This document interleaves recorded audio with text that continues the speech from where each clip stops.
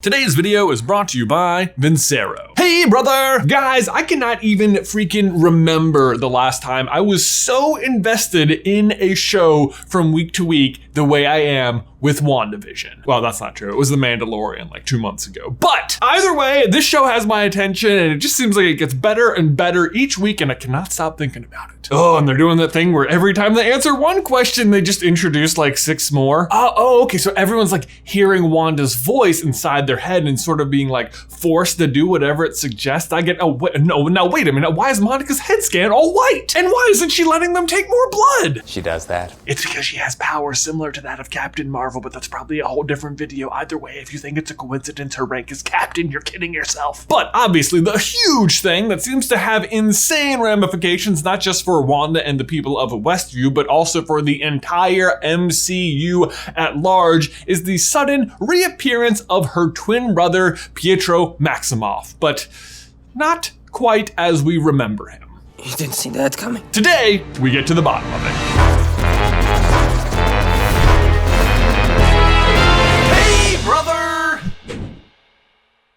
Guys, before we dive on in, we need to give a huge thank you to today's sponsor, Vincero. Valentine's Day is just around the corner, and Vincero has a great selection of watches for both men and women, all of which make a great Valentine's Day gift. Here at SCB, we've been working with Vincero for years at this point, and both of us literally wear their watches like every single day. Ben even gave them to all of his groomsmen at his wedding as gifts. What's great about these watches is how they have a really great high-end sophisticated feel without breaking the bank. Like, I can't tell you how often I get compliments on this. They come in a huge variety of styles. They can actually be custom engraved, and they even come in a truly gorgeous box that looks amazing when wrapped, or even better yet, unwrapped. And with the new year, they're now offering a 5-year warranty and a 365-day return policy. Their site-wide Valentine's Day sale is going on right now. You can get 15% off literally anything on the site, no exclusions, with free shipping worldwide. You don't need a coupon code or anything,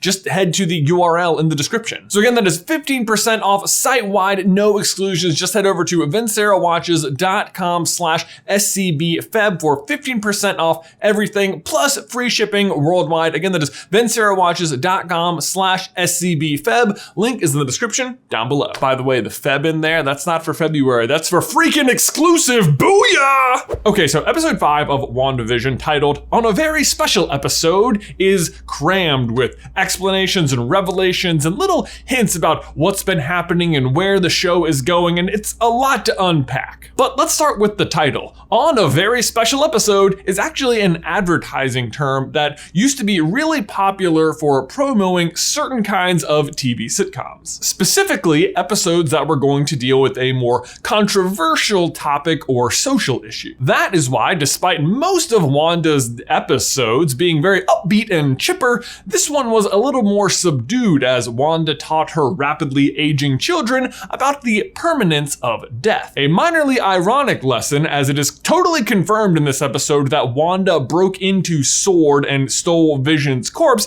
and has been reanimating it in just the most creepy way possible. What is it? What's wrong? What is less clear, as Jimmy Woo points out, is how Wanda is able to do this without the use of another Mind Stone. But don't worry, we'll get to that. For now though, let's focus on Wanda breaking into S.W.O.R.D., which Tyler Hayward seems to be using as his key piece of evidence that Wanda is up to no good. Well, you know, besides like mind controlling the entire town and forcing his own men to point their guns at him. That's not good either. But that hadn't even happened yet, so. And while her breaking into S.W.O.R.D. certainly is hard to ignore, to me it reads much more like a misdirect and points much more to someone else is controlling Wanda or manipulating her, whispering in her ear that this is what you need to do. Now, who that is remains pretty unclear, although I have to say Agnes is looking more and more sus each episode, and she certainly had her eye on the kids in this episode. You want me to hold the babies? Now, we've talked before about how it seems like the entire situation happening inside the Hex, as it were, You called it the Hex. is for the children. For the children. But before, I thought it was because Wanda wanted the children, and now I'm starting to lean more towards someone else wants the children. They just needed Wanda to create them. I mean, they obviously have their own set of powers as they age themselves up twice in this episode, and they are immune to Wanda's powers. Kids. You can't control them. No matter how hard you try. And that line is interesting because it really makes it sound like Agnes has tried unsuccessfully to control a child of her own. I mean, not for nothing, but Agnes is almost definitely going to end up being a character called Agatha Harkness, a really powerful witch from the comics who has a child named Nicholas Scratch. And wouldn't you know it, Agnes has a rabbit named Senior Scratchy who she's keeping in a cage. But getting back on track, Billy and Tommy being immune to Wanda's powers means that she would be somewhat helpless to stop them if they were put to use by the wrong hands, which is what I think Agnes is up to. And make no mistake, these kids are going to be powerful. I mean, they say in this episode that Wanda is the only one who could have beat Thanos on her own, although Jimmy Woo disagrees. Well, I'd argue that Captain Marvel came close. We are not talking about her, we are talking about Wanda. And what was that? What was that look, Monica? Is that because you and Captain Marvel had a falling out? Is it because she didn't show up while your mom had cancer? Is it because you're Captain Marvel? You wanted to change the subject. I'm on to you. That said, I think it is also worth noting that while the kids definitely have powers, it's possible they weren't the ones aging themselves up, as Agnes is present both times it happens. In fact, she's also present when it looks like the boys may age up a third time, and even presents a catalyst for it to happen in the form of their dog dying, but Wanda intervenes. Don't what? Don't age yourselves up. Billy and Tommy are not the only mysterious twins in this episode, though, as much to the surprise of even Wanda, it seems, her twin brother, Pietro, shows up at the end of the episode. And you may recall, he died in Age of Ultron. You didn't see that coming.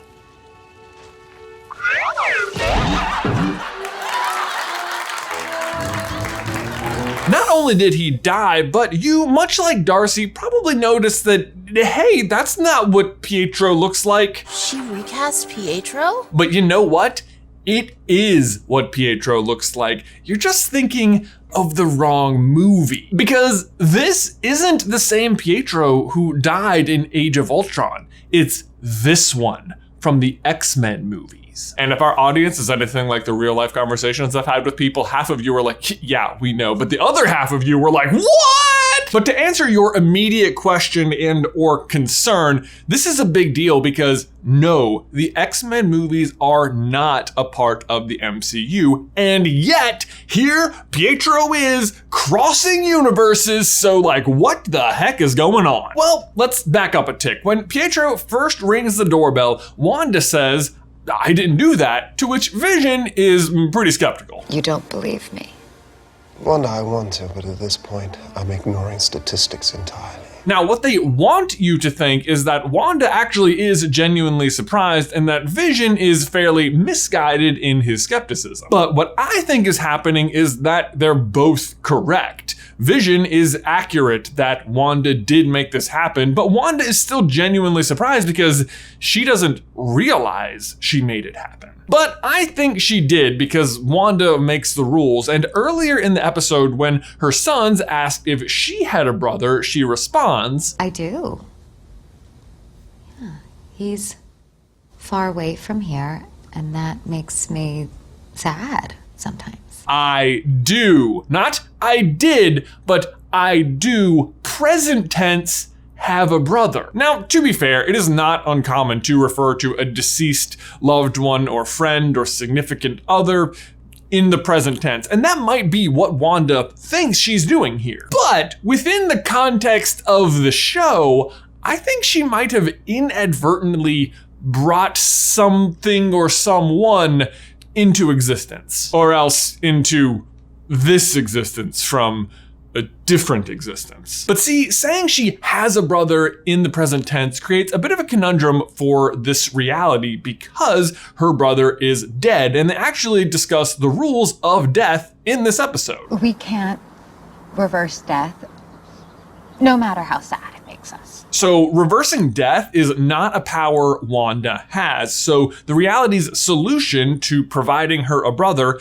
in the present tense is to grab the same person from another reality. Okay, time for real world talk. The reason the X-Men thus far have not been a part of the MCU, despite also being Marvel characters, is because Disney did not own the movie rights to the X-Men. That was owned by Fox. Disney, on the other hand, owned the rights to the Avengers, which put Wanda and Pietro Maximoff in a very interesting position because they have historically been notable members of both franchises. Which is why both sides actually somehow got to use Pietro Maximoff, aka Quicksilver. Although I think this is also worth noting, Disney actually couldn't use their superhero name, so even though we all know Wanda is actually the Scarlet Witch, they haven't actually said that name on screen, which is what this whole joke was about, by the way. Does Maximoff have an alias? No, sir.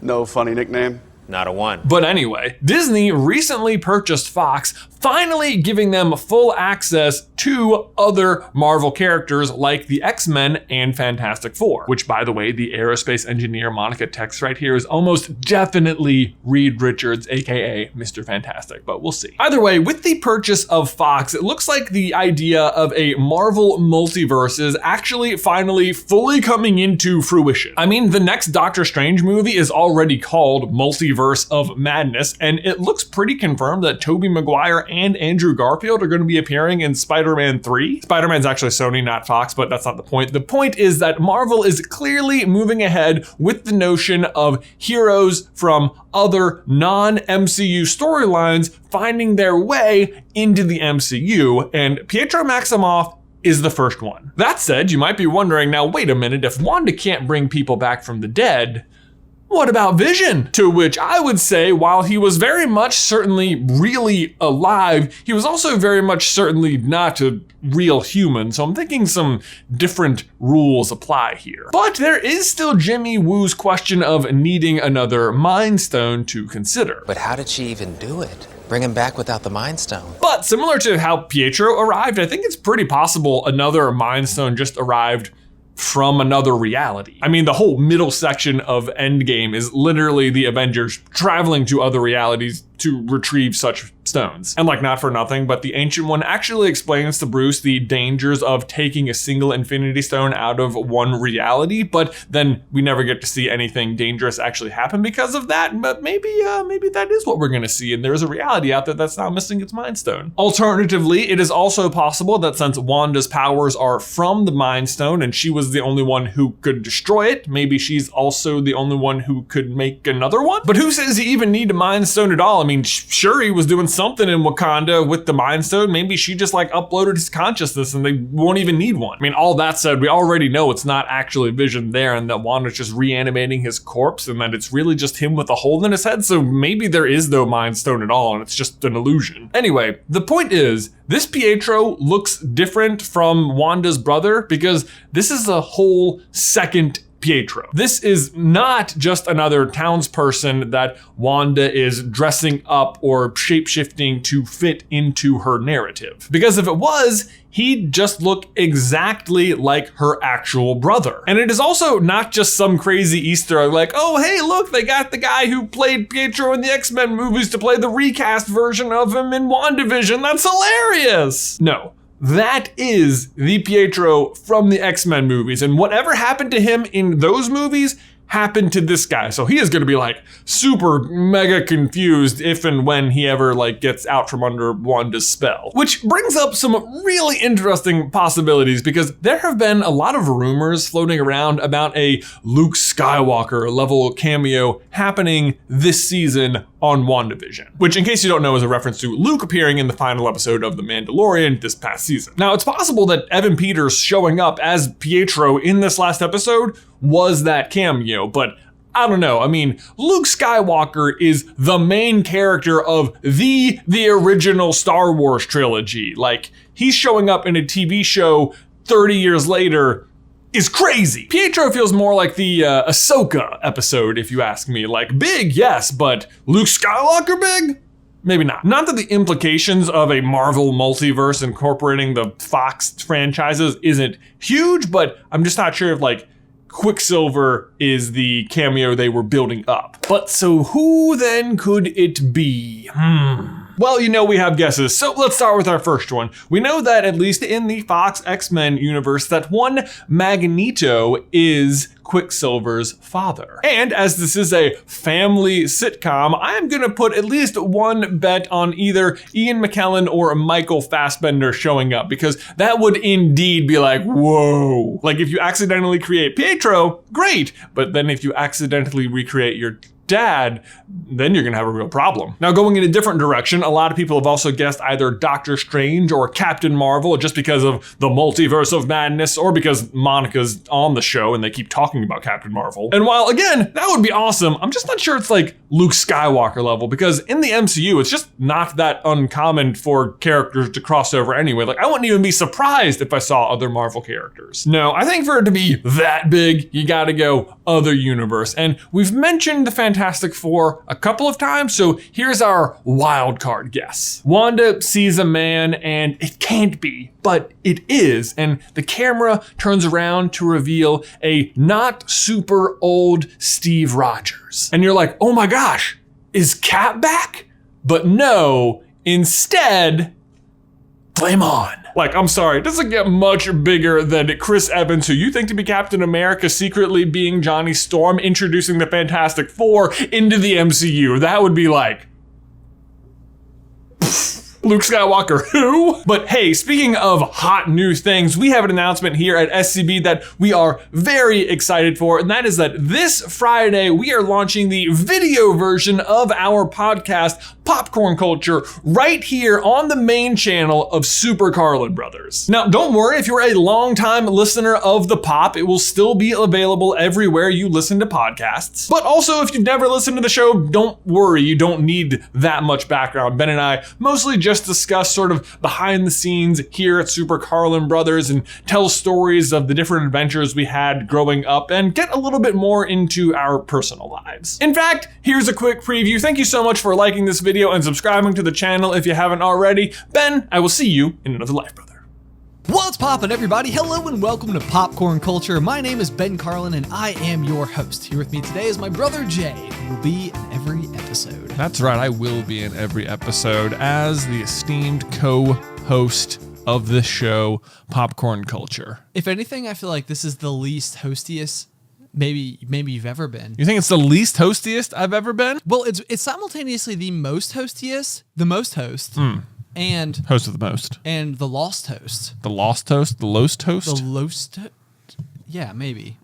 The host that desires toast, because coming up soon is your birthday. It is actually, as people listen to this, it will have already been my birthday. It will have already been. So as people listen, I am 33 years old, but as we record, I am not. So this is sort of like a weird way to experience the future from the past in the present. Precisely. Exactly. We really like to explore that idea here on the Pop. What is time? So what is time? It's a good question. We'll start there eventually.